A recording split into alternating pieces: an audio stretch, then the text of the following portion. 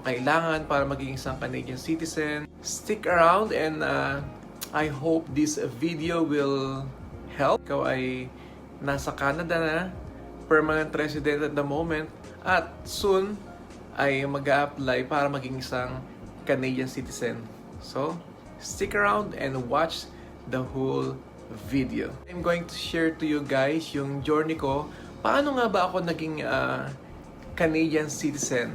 Lahat ng naranasan ko sa pag-a-apply para maging isang Canadian citizen, i-share ko sa inyo. This will help you kung ikaw ay mag-a-apply para maging isang citizen dito sa beautiful country, Canada. From the application, documents na sobrang mabusisi talaga, kailangan walang mali, tally. Oh my gosh. Pero i-share ko sa inyo. Citizenship examination. Mahirap ba? Magkano bayad? Madali ba makapasa?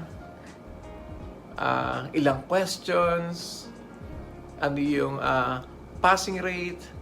And so on and so forth. Of course, yung pinakamasarap sa lahat, yung makapasa ka na sa exam, and eto to, yung panunumpa o yung oath-taking ceremony dahil ikaw ay isa ng Canadian citizen. So, ulitin ko, stick around and malalaman nyo lahat yung pinagdaanan ko para maging isang Canadian citizen, and this video will definitely help you.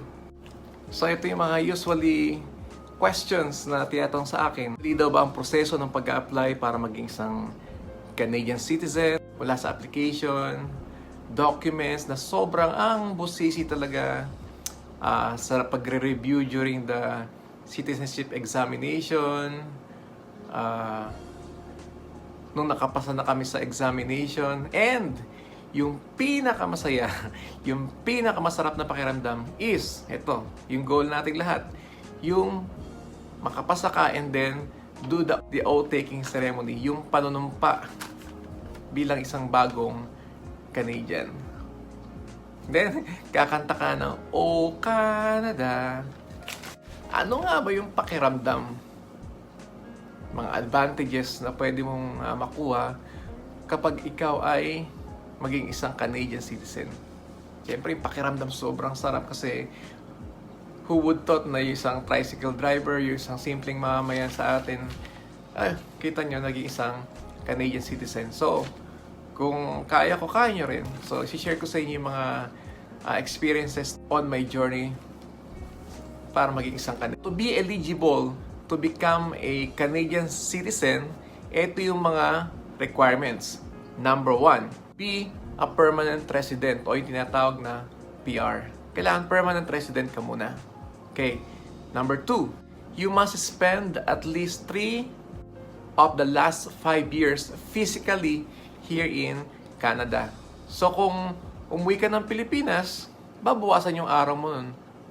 So kailangan at least 3 of 5 years. Sa araw, kailangan nag-spend ka rito ng 1,095 days physically dito sa Canada.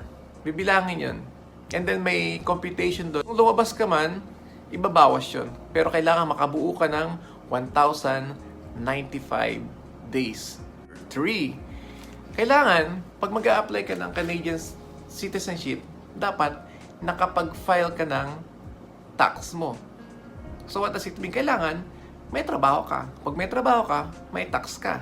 So yun yung requirement number 3. Kailangan nakapag-file ka ng tax mo.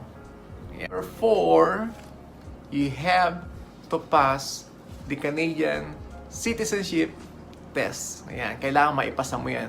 Then we're going. Number 5, prove your language skill. So dito naman sa Canada, dalawa yung official language, French and English. Guys, isa-isahin natin.